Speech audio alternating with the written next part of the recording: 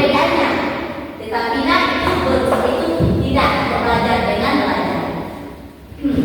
Nah, jadi anak-anak itu semua sepakat dengan perbedaan dalam kalimat dari kata kerja, kata pokoknya, dan perbedaannya itu konjungsinya. Yang ketiga yang seterusnya ada di sini Ibu akan menjelaskan tentang bagaimana cara menambahkan antara ada kata verb dan kata subjek dan juga kata verbal.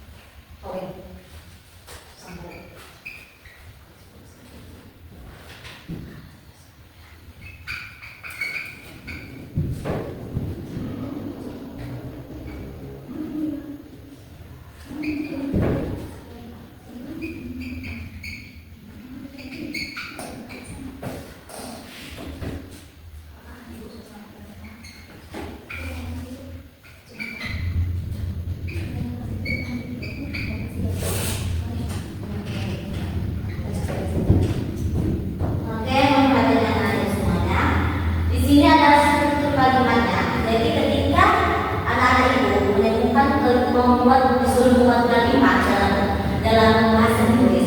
Jadi harus tahu dulu. Yang pertama itu ada, ini contohnya ada I student last night. Itu yang pertama kita bisa menambahkan dari subjek, ditambahkan dari verbnya, yang ketiga ditambahkan dari verbalnya. Nah, subjek tadi kita artinya kan pokoknya. Kata pertamanya itu ada dari saya dan my sister. Nah, jadi dihubungkan dulu yang pertama ini dihubungkan dulu saya, baru ditambah dengan verbnya. Itu adalah kata dari antara subjek itu my sister kata pertama, ditambah lagi sama kata kedua itu saya. Nah, baru sama kata verbalnya. Nah, dari kata verbal ini mengetahui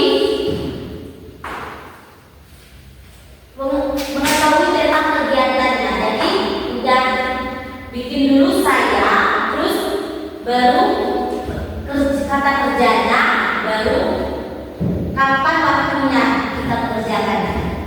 Contohnya sini, I student last night. Jadi saya belajar tadi malam. Jadi tadi malam waktunya malam-malam kita mengerjakan belajar. Yang kedua itu kalau saya kedua itu dari konjungsi ditambah sama subjek dan ditambah lagi sama adjective dan verb. Nah, itu that my sister that itu artinya tetapi kakak saya tidak belajar. Nah, itu adalah cara membentuk kalimat perbandingan antara kontra dan kalimatnya. Jadi tidak perbandingan antara kalimat satu dan kalimat keduanya. Apakah Anda itu sudah paham tentang cara kalimat perbandingan antara? Oke. Kalau Anda itu sudah paham, sekarang kita berkelompok. Nanti ibu satu saja tidak di depan, nanti anak ibu tulis di belakang dan jawabnya satu-satu per kelompok ke depan.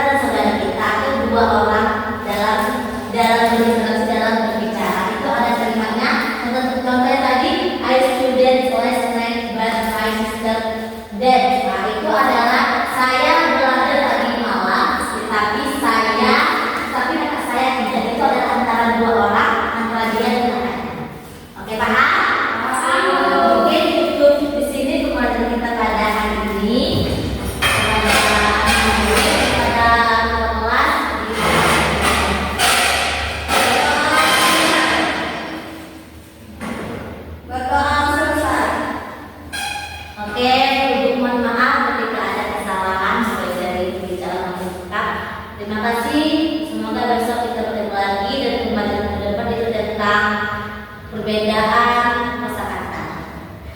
Ibu terima kasih.